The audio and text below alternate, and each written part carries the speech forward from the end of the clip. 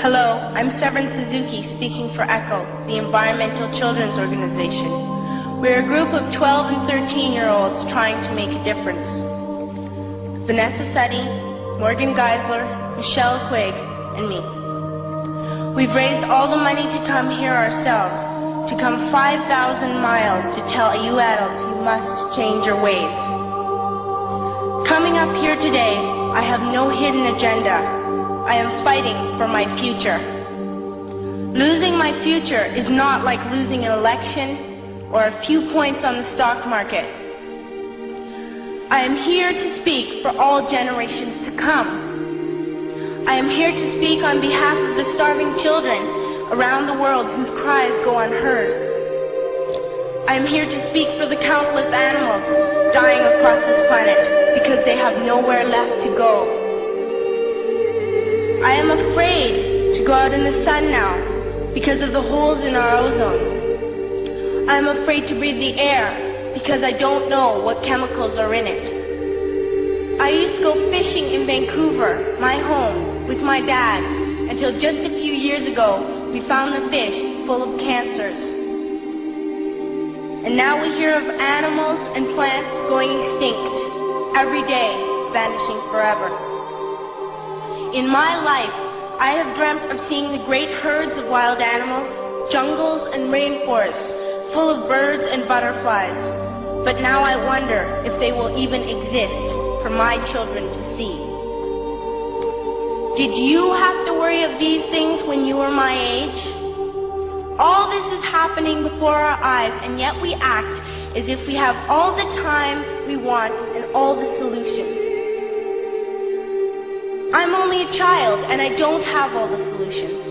But I want you to realize, neither do you. You don't know how to fix the holes in our ozone layer. You don't know how to bring the salmon back up a dead stream. You don't know how to bring back an animal now extinct. And you can't bring back the forest that once grew where there is now a desert. If you don't know how to fix it, please stop breaking it.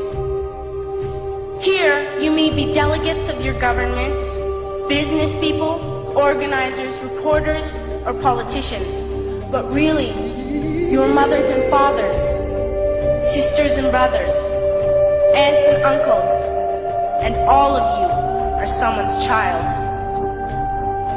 I'm only a child, yet I know we are all part of a family, 5 billion strong, in fact 30 million species strong. And borders and governments will never change that. I'm only a child, yet I know we are all in this together and should act as one single world towards one single goal. In my anger, I am not blind, and in my fear, I am not afraid of telling the world how I feel. In my country, we make so much waste. We buy and throw away, and yet northern countries will not share with the needy. Even when we have more than enough, we are afraid to share. We are afraid to let go of some of our wealth. In Canada, we live the privileged life, with plenty of food, water, and shelter. We have watches, bicycles, computers, and television sets. The list could go on for 2 days. 2 days ago, here in Brazil, we were shocked when we spent time with some children living on the streets. This is what one child told us. I wish I was rich.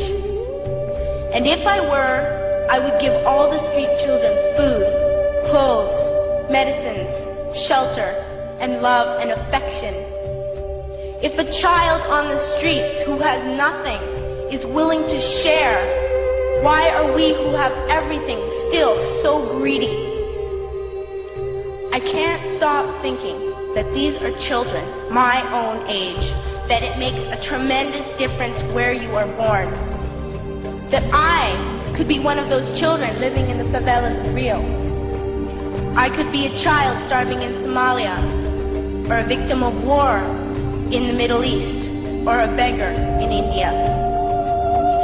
I am only a child, yet I know if all the money spent on war was spent on finding environmental answers, ending poverty, and finding treaties, what a wonderful place this earth would be. At school, even in kindergarten, you teach us how to behave in the world. You teach us not to fight with others, to work things out, to respect others, to clean up our mess, not to hurt other creatures, to share, not be greedy. Then why do you go out and do the things you tell us not to do? Do not forget why you are attending these conferences, who you're doing this for. We are your own children. You are deciding what kind of a world we are growing up in. Parents should be able to comfort their children by saying, everything's going to be all right. It's not the end of the world, and we're doing the best we can. But I don't think you can say that to us anymore. Are we even on your list of priorities? My dad always says, you are what you do, not what you say. Well, what you do makes me cry at night. You grown-ups say you love us, but I challenge you, please, make your actions reflect your words. Thank you.